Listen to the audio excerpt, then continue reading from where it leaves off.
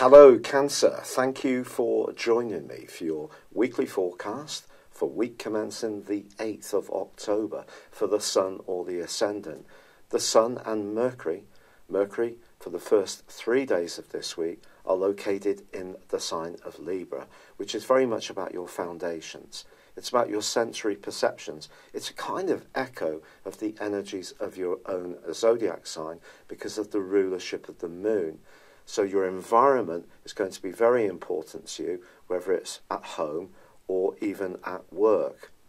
But with the Sun in this location, forging a new moon on Tuesday, it's an opportunity for you to enhance or improve the way that this part of your situation is operating.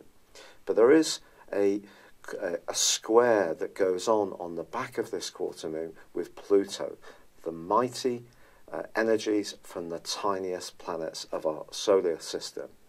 This square suggests that when it comes to a family interaction or how you feel about your own emotional needs, there can be a great deal more intensity this week and on the back of the new moon over the following month. Neptune, the planet of dreams, which has been in a glorious location for you since 2012, helping to open up your thinking in all sorts of enlightened ways, is also angling in with this particular new moon, suggesting that whatever you do feel, it's going to be amplified and be very sensitive indeed. If there are politics around a relationship, they could well come out over the next 7 days or next 4 weeks. But Mercury then moves and transfers its energy into the sign of Scorpio, where, of course, Venus is tracking backwards. Now, of course, Venus retrograde is getting a lot of publicity, but it's this square with Mars, which still goes on this week. This is a toughie. If there is possessiveness or jealousy around a relationship, it could come to the fore. Then again, you may find yourself highly attracted to someone who at some level you might not really like so much. It's a kind of magnetic pull. Venus square Mars can up desire. But that desire needs to be pointed towards someone who will understand you, who can nurture you in the way that you need, but at the same time give you the more fun and upbeat sides of relating. And Mercury joining with Venus and also Jupiter in the sign of Scorpio shows that the direction of travel for you this month is broadly very positive. And that's going to be underlined once the Sun arrives in Scorpio on the 23rd. But for now, this is an opportunity for you, with Mercury linking with Saturn towards the end of this week, to really count your blessings about the people you can collaborate well with, the people who do understand where you're coming from, the people who you feel secure and stable with. But if there is that relationship which needs to change, there's some kind of innate pressure being applied, then this is going to be a critical week. It's been a real pleasure being with you. I'd love it if you would like or comment on this video, or if you've yet to do so, please do subscribe to this channel. Thank you. Hello Cancer, thank you for joining me for your monthly forecast for October for the Sun or the Ascendant. The month kicks off with the Sun and Mercury, the planet of communication, in the part of your scope that's to do with security. But it's also to do with your environment. It's also to do with your emotions, to do with family life, and just really feeling comfortable.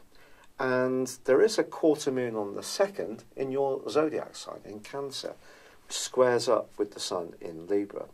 This 4th, 7th energy from the vernal equinox, but from your sign is 1-4, suggests that if something does feel a bit out of kilter in terms of those areas, your personal feelings around this may need to engage in the situation a bit more. I think your feelings are going to be closer to the surface. Someone around you may be a bit moody, maybe a bit tricky to deal with even, but try to engage with them. Now, of course, Venus, the planet of love and affection, is in the most glorious part of your situation in the sign of Scorpio, your sister water sign. But you probably have some awareness, if you're really keen on astrology, that Venus goes into a retrograde on the 5th, and is going to be doing so in the sign of Scorpio right through to the end of October. Is this a challenge? Quite frankly, yes, especially as far as your love life is concerned. It's also possible that in terms of your financial situation, if you're someone who's a bit more speculative and entrepreneurial, that there could be some kind of trim back in your situation, or your circumstances may evolve in a way where creativity doesn't flow quite as easily as you would like. And one of the reasons for this is that Venus is going to be clashing with Mars for the first 2 weeks of this month. Now, of course, these two are the duo of love. Venus is the more nurturing, feminine side of relating, and Mars is very much the more masculine, hustle-bustle, sexy side of relating, if you like. But Mars for you continues in the sign of Aquarius, which is very passionate, and it's really a fantastic location if you are wanting to have intimacy or to get closer to someone where the relationship is working well. But if there is a relationship which isn't working so well, and this may have been evoked in some part by Uranus's square with Mars, which went on broadly from the second week of May through till just about the end of last month. That was a real tricky one if it meant that your individuality or your future plans seemed to be compromised by any involvement. Now it's slightly more complex because there's a yearning in you, and in fact Venus square Mars could actually make you feel much more amorous, but it's being amorous in the right situation with the right person, of course. If you don't feel comfortable in a relationship, I think Venus retrograde and the fact that the Sun and Mercury are in a more thoughtful location where you can feel more sensitive and more needing of someone who has similar skills to you, skills of nurturing, of sensory perception. The moon that you have helps you to be receptive, your ruling planet, your guiding light, reception. The Sun is very much about protection. So the receptiveness you have means that with the Sun in this tender zone, you want someone to be protective of you. If they're not, they're out of kilter, the humour doesn't quite blend with yours, they're a bit possessive or jealous. That kind of stuff is not going to go down well with you this month. I've got to be honest. But Mercury does move on the 10th into a much better area for you. It moves into Scorpio, and this is an opportunity for you to feel more outgoing, more playful. But on the 9th, there is a new moon. Now, this new moon is going to be a platform for improvements around your home, family, emotional life. But it is forging a quincunx with Neptune, the planet of dreams, which has been giving you an awesome amount of extra imagination since 2012, and a desire to be more expressive, to embrace the arts, photography, film, travel, anything which really stirs your senses. The combination of these two doesn't work quite so well, because something that's very important to you in terms of your emotion can take on an almost heightened sensitivity, which can actually diminute your sense of security and perhaps even the foundations of your world. So Neptune, the swirling mist that can distort at times, suggests that if you are talking anything through or thinking about anything, as far as the family or your emotional health is concerned or situation, facts are absolutely crucial, really.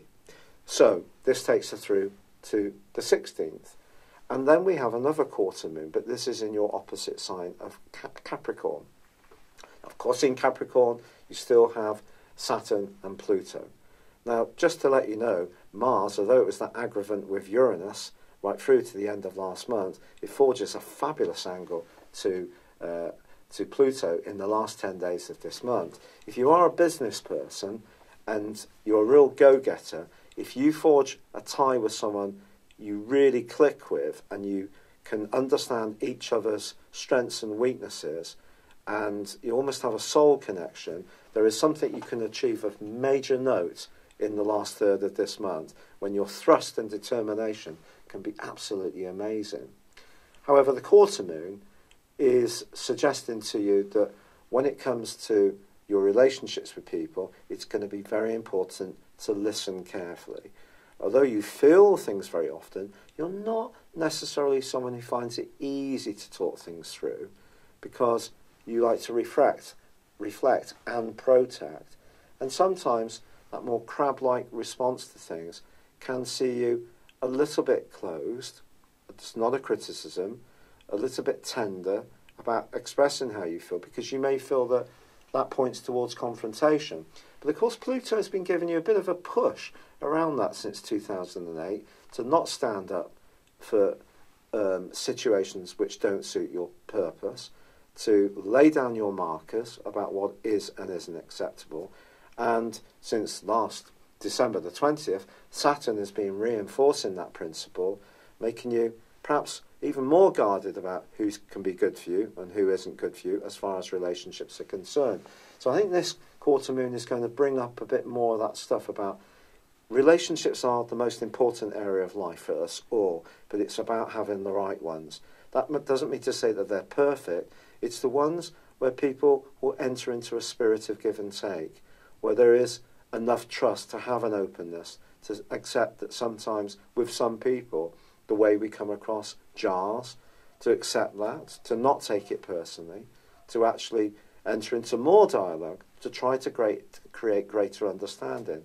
But sometimes, because you're a cardinal sign, and because you do need to protect yourself, you can withdraw to the point that that makes it very difficult for people to relate to you, because all the signals are you want to close people out, which is a very reactive response. So if you can be positive, do be, because the most exciting thing that's going to happen this month for you is that on the 23rd, the Sun moves into Scorpio and then meets the retreating, the retrograde Venus. When these two are together, it's going to raise your love dynamic to a new high. However, ironically, they are both going to be in opposition with Uranus. Uranus, the planet of surprises, the planet which has been emphasising your need for independence, to be a free spirit, to be attracted to more unusual people who stimulate you. Any relationship which is dull probably isn't going to hang around too much in your life beyond November this year.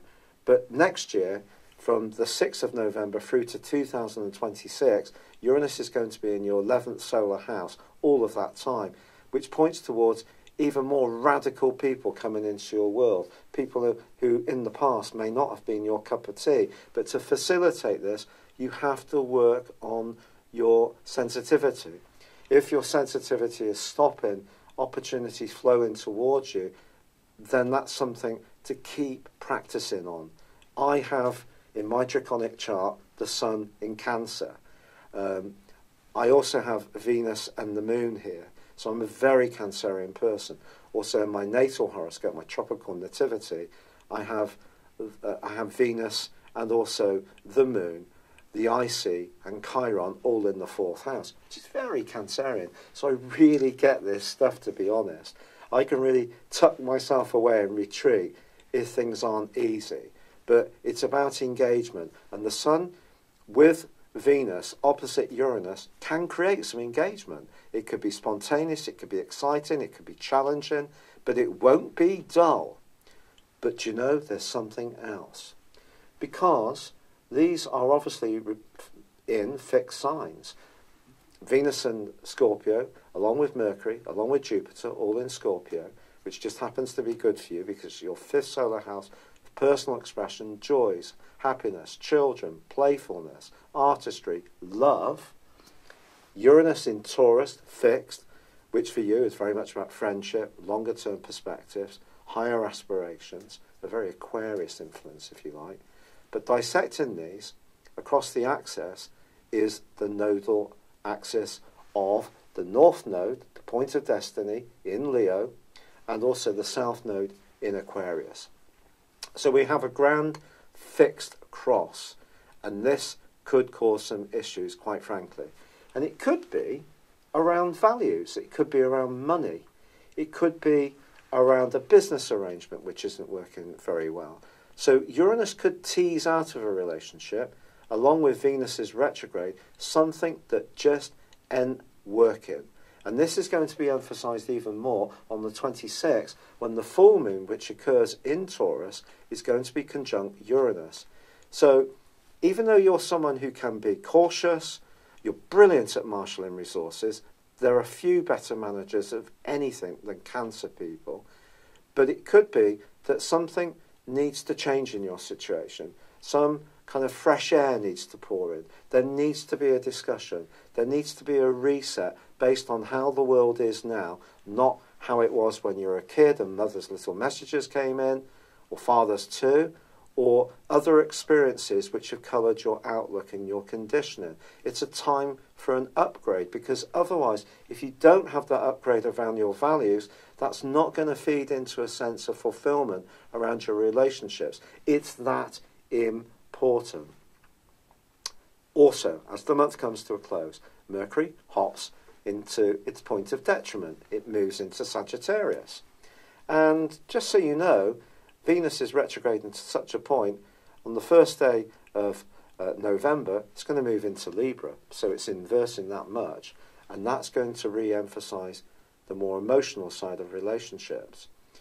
Now, Mercury moving into Sagittarius is very much about logic. It's about taking any creativity you're generating and forming it in a way which can give you some kind of tangible reward, but it's also about getting to grips with the finer points, not being so caught up in the flamboyance of any creativity that you may have. It's how you can actually make it work, the nitty-gritty, if you like. And of course, I'll tell you more about that for October's forecast. So though you may read or hear a lot about Venus retrograde, yes, it's going to be influential, but there are also opportunities. But I think those opportunities do depend on you being open to change, quite honestly. We all need to be open to change. Pluto's in your sector of change around relationships. Saturn's in your sector of relationships when it comes to the structure of your life, and perhaps resistances within you or from others, obstacles, but sometimes opportunities if we have the courage to really embrace things. So it's such an exciting month in lots of ways, but I think it is a lot about relationships for you, quite frankly, more emotional relationships, and then more playful, more social ones too. It's been a real pleasure being with you, Cancer. I'm still battling away with the rheumatoid arthritis, and I have to say, I had to go on a course of steroids because the pain had got to the point, it was just incredible. I am so grateful for all the kind messages that have been sent in, the support, the encouragement, and also the suggestions for natural remedies. And I am embracing some of these really actively, and some are showing some real promise. Thank you so much. It's been a pleasure being with you. I'd love it if you would like or comment on this video. If you've yet to do so, please do subscribe to this channel. Thank you. Hello, thank you so much for watching my video. I'd love you to join me at my Horoscope Ace app. You can find this at www.horoscope-ace.com. You can use it through Android, iOS, Apple or Facebook. Check out your ascendant or your moon sign, or download your free birth chart. There's all your favourite videos, plus there are daily, weekly, monthly and yearly horoscopes for general, love, Chinese and Indian astrology. If your passion is tarot, there's my brilliant 3-card money or love tarot readings too. And it's all there at www.horoscope-ace.com. Thank you.